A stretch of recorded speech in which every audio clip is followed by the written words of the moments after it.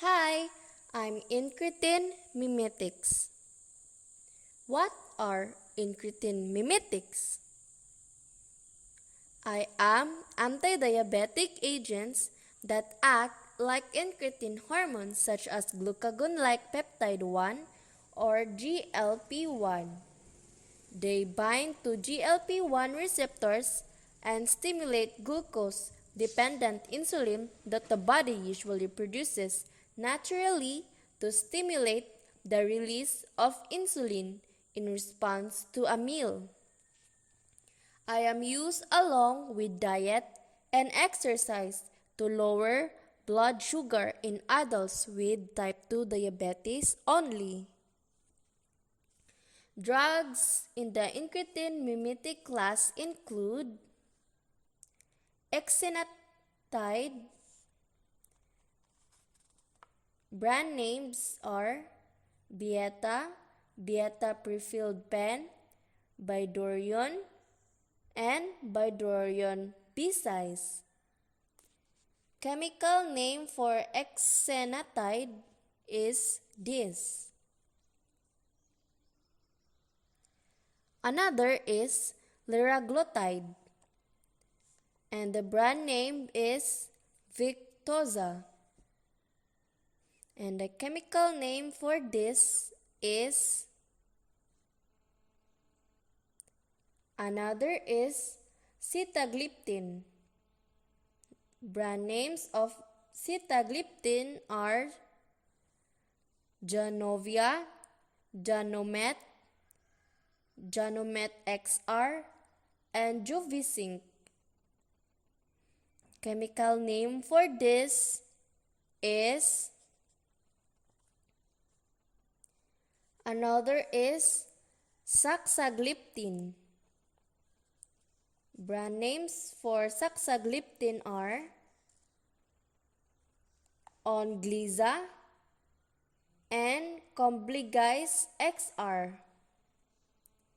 Chemical name for this is another is alogliptin. Brand names for alogliptin are Nesina, Kazano, and Oseni. Chemical name for this is, and lastly, linagliptin. Brand names for linagliptin are Tradjenta and Gentadueto. And the chemical name for this is, for drug classification,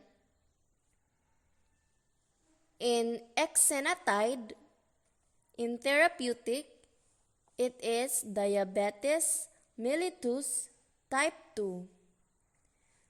Its pharmacologic is anti-diabetic agent, GLP-1 receptor agonist. For liraglutide, in therapeutic, it is for diabetes mellitus type 2. And in pharmacologic, it is anti-diabetic agent, hypoglycemic agent, incretins, GLP-1 receptor agonist. And for sitagliptin, in therapeutic, it is for diabetes mellitus type 2. In pharmacologic, it is dipeptidyl peptidase, IV inhibitors, hypoglycemic agent, and incretins. For saxagliptin, in therapeutic, it is diabetes mellitus type 2. In pharmacologic, it is dipeptidyl peptidase, IV inhibitors, and incretins. In allogliptin, for therapeutic, it is for diabetes mellitus type 2. For pharmacologic, it is dipeptidyl peptidase IV inhibitors, hypoglycemic agent, and incretins. And lastly, for linagliptin in therapeutic, it is for diabetes mellitus type 2. In pharmacologic, it is dipeptidyl peptidase IV inhibitors, hypoglycemic agent, and incretins. For pregnancy category, exenatide is not assigned. Liraglutide is not assigned also. Sitagliptin is not assigned. For saxagliptin, allogliptin, and linagliptin are US FDA pregnancy category B. Not assigned are those limited data that are not sufficient to determine a drug-associated risk for major birth defects or miscarriage. Animal data suggests risk to the fetus during pregnancy. While Category B, animal reproduction studies have failed to demonstrate a risk to the fetus, and there are no adequate and well-controlled studies in pregnant women. Mechanism of action. Since there are few drugs under Incretin Mimetics, their similarities include by copying or mimicking the functions of the natural incretin hormones in the body that help lower post-meal blood sugar levels. These main functions include stimulating the release of insulin by the pancreas after eating, even before blood sugars start to rise. Inhibiting the release of glucagon by the pancreas. Glucagon is a hormone that causes the liver to release its stored sugar into the bloodstream, and slowing glucose absorption into the bloodstream by reducing the speed at which the stomach empties after eating, thus making you feel more satisfied after a meal. In-depth MOA. Exenatide is a human glucagon-like peptide 1 or the GLP-1 receptor agonist. By activating this receptor, insulin secretion is increased and glucagon secretion is decreased in a glucose-dependent manner. Exenatide also slows gastric emptying and decreases food intake.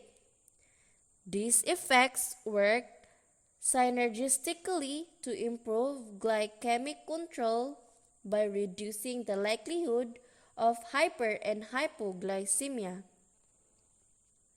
Liraglutide is a long-acting analog of human GLP-1, which increases glucose-dependent insulin secretion, decreases inappropriate glucagon secretion, increases B cell growth or replication, slows gastric emptying, and decreases food intake. Linagliptin, sitagliptin, and saxagliptin inhibits dipeptidyl peptidase 4 or the DPP4 enzyme, resulting in prolonged active incretin levels. GLP-1 and glucose-dependent insulinotropic polypeptide or the GIP regulate glucose homeostasis by increasing insulin synthesis and release from pancreatic beta cells and decreasing glucagon secretion from pancreatic alpha cells. Decreased glucagon secretion results in decreased hepatic glucose production. Allogliptin is a DPP-4 inhibitor that slows the inactivation of the incretin hormones, thereby increasing their bloodstream concentrations and reducing fasting and postprandial glucose concentration in a glucose-dependent manner in patients with type 2 diabetes mellitus. Allogliptin selectively binds to and inhibits DPP-4 but not DPP-8 or DPP-9 activity in vitro at concentrations approximating therapeutic exposures. Pharmacokinetics in absorption. Peak plasma. For exenatide sub-Q, liraglutide sub-Q, sitagliptin oral, saxagliptin oral, allogliptin oral, linagliptin oral. For concentration bioavailability, for exenatide 2.1 hours and 1. For liraglutide concentration 11.7 hours and the bioavailability 55%. For sitagliptin, it is 2 hours and 87%. For saxagliptin, it is 2 hours and 4 hours and 67%. For allogliptin, it is 1 to 2 hours and 100%. For linagliptin, it is 1.5 hours and 30%. For distribution, exenatide 28.3 liter, liraglutide 13 to 25 liter, 98%. For sitagliptin 198 liter, 38%. For saxagliptin 151 liter, negligible. And for allogliptin, it is 417 liter, 20%.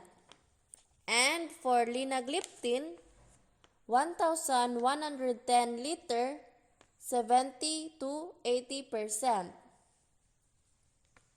For metabolism, in exenatide, glomerular filtration with subsequent proteolytic degradation. For liraglutide, endogenously metabolized by DPP-4 and endogenous indipeptidases. For sitagliptin, it is not extensively metabolized. Minor metabolism via CYP3A4 and 2C8 metabolites. For saxagliptin, hepatic via CYP3A4/5 to 5-hydroxysaxagliptin. For allogliptin, it is not extensively metabolized. Minor metabolism via CYP2D6 and CYP3A4. And for linagliptin, metabolism of linagliptin is mediated by cytochrome P450 3A4, aldo-keto reductases, and carbonyl reductases.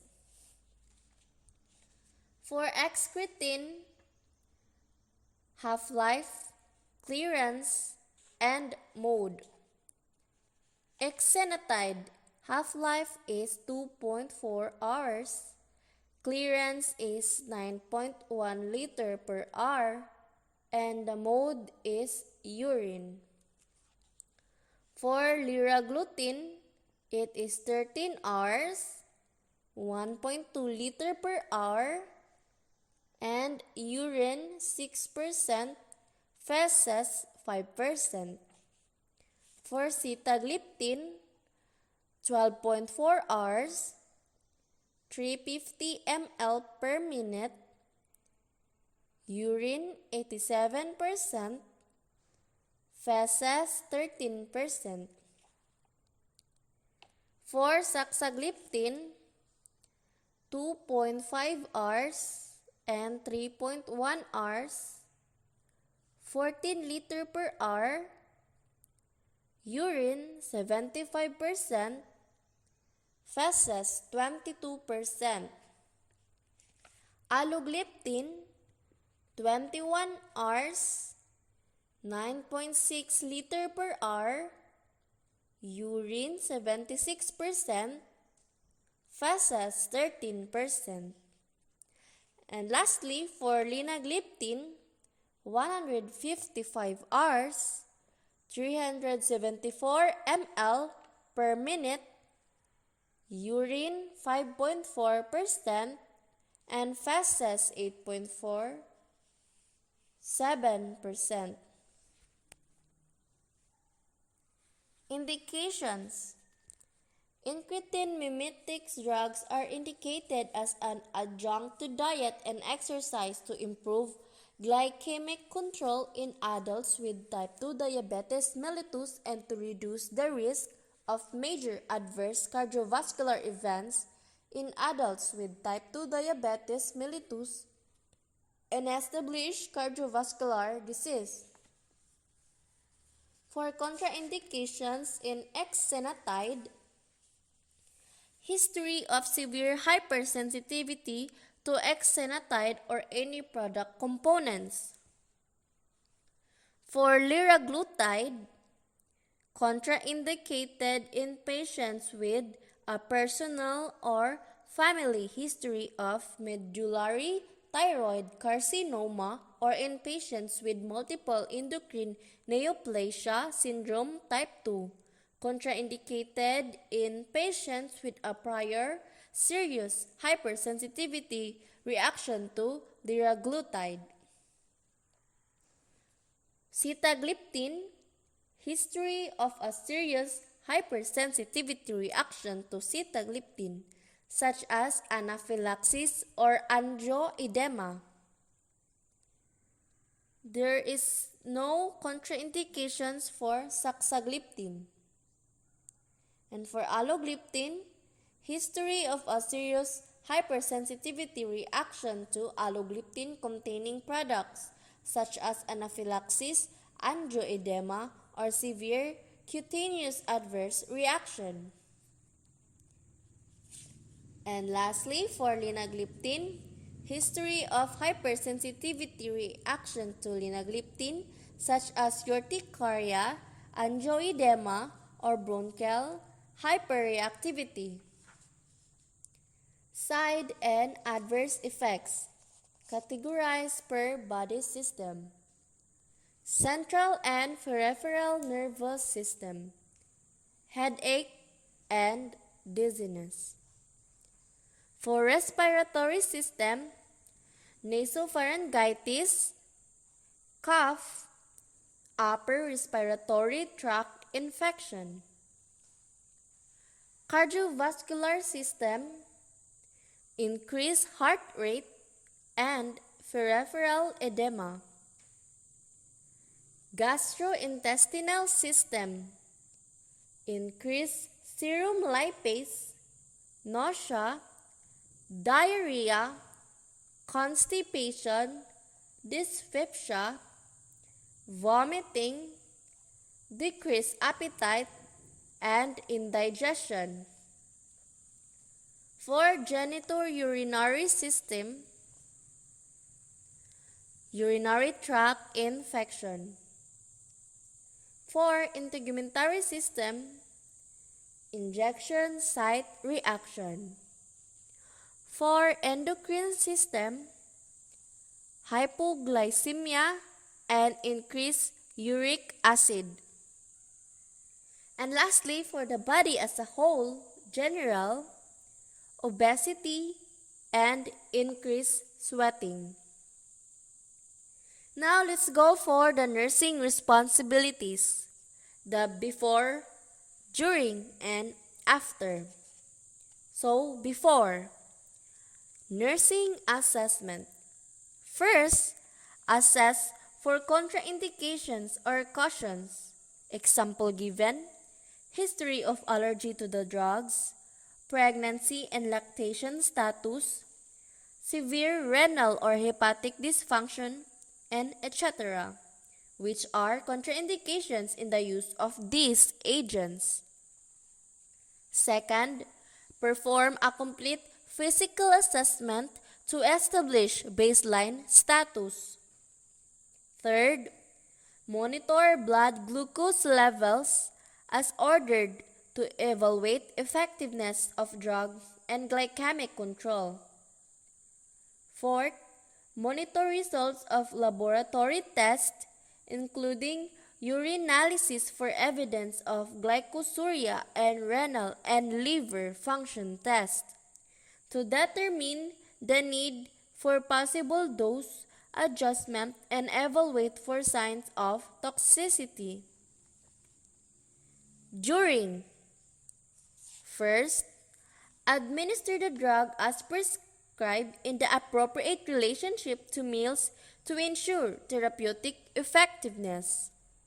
Second, monitor response carefully. Blood glucose monitoring is the most effective way to evaluate dose. Obtain blood glucose levels as ordered to monitor drug effectiveness. Third, provide comfort measures to help patients cope with drug effects. After, first, monitor patient response to therapy, stabilization of blood glucose levels. Second, monitor for adverse effects, hypoglycemia, and gastrointestinal distress. Third, evaluate patient understanding on drug therapy by asking the patient to name the drug, its indication, and adverse effects to watch for. Fourth, or lastly, monitor patient compliance to drug therapy. So, that's it. I hope you've learned something in this video. Thanks for watching, and again, I am Incretin Mimetics.